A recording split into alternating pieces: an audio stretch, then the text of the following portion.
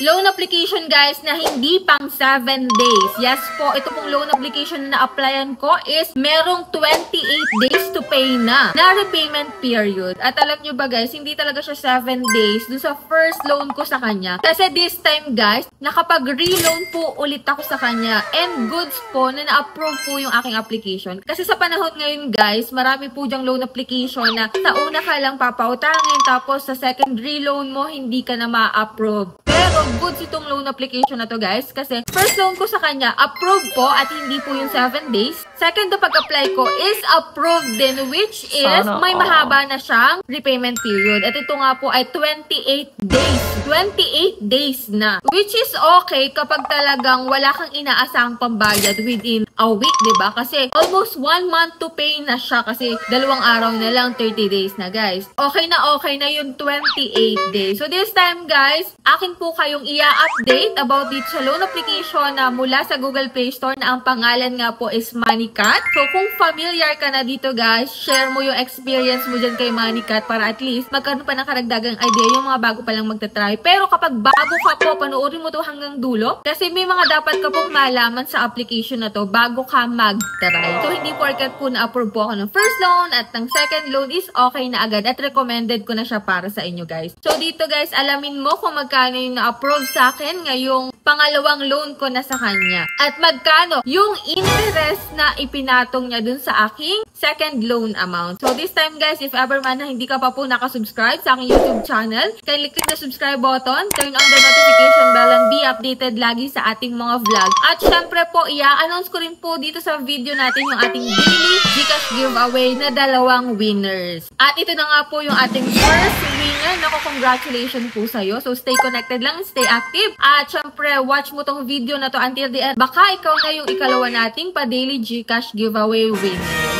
So much for that guys. If ever na naghahanap ka na mauutangan na hindi pang 7 days at talagang mabilis at receive mo agad yung pera mo, nako, watch this video until the end.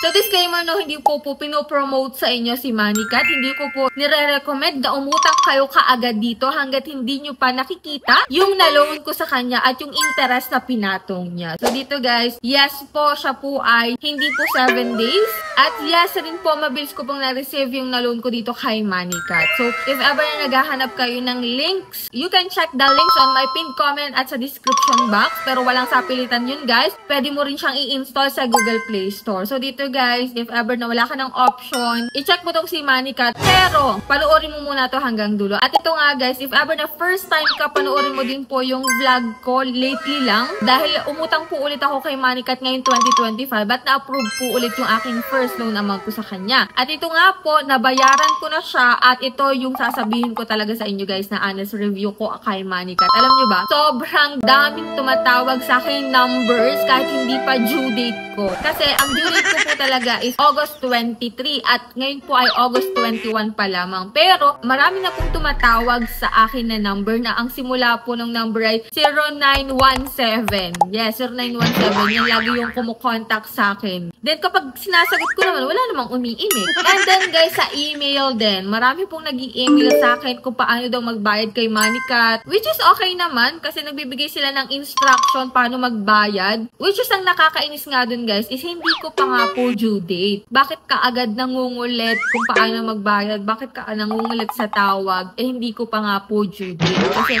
simula ata nung nag-loan ako sa kanya is meron na agad tumatawag, meron na agad nag-email sa akin about kay MoneyCat. At para sa akin, medyo disturbing yun guys. Kasi halimbawa, nasa work ka, biglang may tatawag sa'yo na gantong number, biglang may mag-i-email sa'yo, o kaya naman naglalaro ka ng mobile games, diba? Biglang may tatawag sa'yo, mawawala yung network.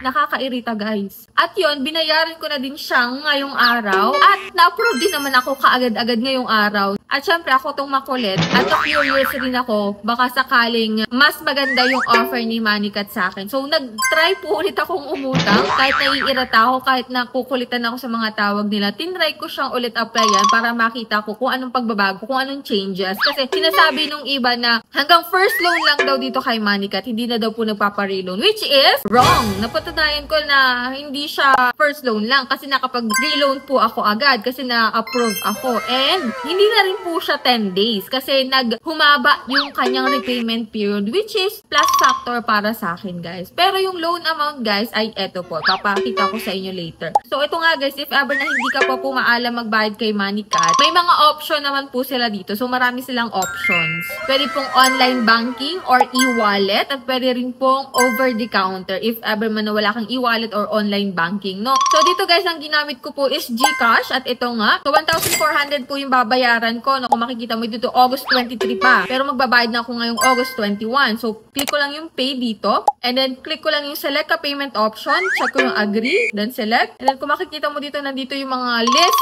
kung saan ka pwedeng magbayad. And dito nga, GCash yung pinili ko po. And yan, send instruction via email or mobile. So, mag-send po sila sa email mo ng instruction or nung reference number na ikakopy mo sa GCash mo para makapagbayad ka. At ito nga yun, guys. Ito yung payment instruction kay DragonPay. At ito nga yung total due ko, 1,400. At ikakopy ko tong reference number dito, guys. Then, open ko lang yung GCash ko. Then, search ko lang dun yung Dragon Loan. And then, ipipaste ko tong reference number. Ilalagay ko number na niregister ko dito at yung email. And that's it, guys. Bayad na tayo. And then, agad-agad naman mag-reflect yun. At kung makikita mo nga dito, Dear Cherry, please choose amount and term which fit you. At ito nga, 10,000 yung offer niya, no? From 1,000 to 20,000. So, dito guys, sa 10,000, may option sila na 14 days, 21 days, at 28 days. At dito guys, sa 21 days, sa 10,000 mong ilo-loan, may patong na agad na 4,410 pesos. Kapag naman 14 days is 3,150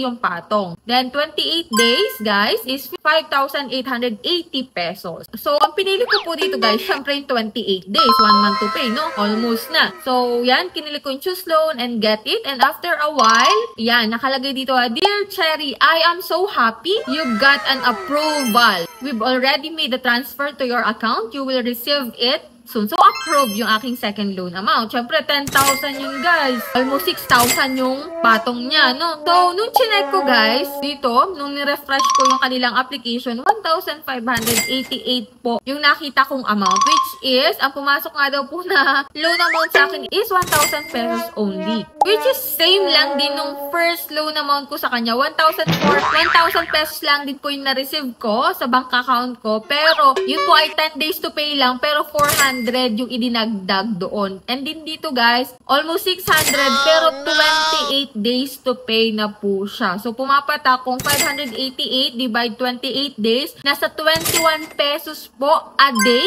yung interest ng 1,000 mo dito kay Manikat. So, para sa inyo ba, guys, worth it by 21 pesos a day na interest para sa 1,000 pesos na principal amount nyo? So, let me know your opinion dyan about kay Manikat dyan sa comment section and bilang entry nyo na rin sa ating pag-GCash giveaway. So, yan po yung ating latest update dito kay Manikat para sa aking second loan amount, which is 1,000 pa rin, guys. Hindi po siya umangat. Pero, goods na rin kasi humaba yung kanyang repayment period. Naging 28 days na siya before is 10 days lang. So, plus factor yun sa akin. Yun nga lang, guys, is hindi tumaas. Hindi man lang siya nag-jump ng 2,000, 3,000. Okay sana. Mas okay sana, no? So, anyways, yan lang po muna yung vlog natin. So, let's see, guys. Sa next reload natin dito kay Manikat, kung mapapaloan pa ba tayo dito. So, abangan nyo, guys, yung kasunod na vlog nito, no? So, yan. If ever may katanungan kayo dyan about kay Manikat or if ever na may gusto kayong i-share, open po yung ating comment section. And for those na hindi pa dyan nakasubscribe sa aking YouTube channel, kindly click the subscribe button, turn on the notification bell, and be updated lagi sa ating mga latest vlogs. At ito na po yung ating second lucky winner for today's video. So, congratulations po sa'yo. So, stay connected, stay active para kayo na po ang susunod na daily winners natin sa ating pag-GCash giveaway. So, that's it. Yan lang po muna yung vlog natin for today. So, bye-bye na muna for now, guys. So, see you on my next video.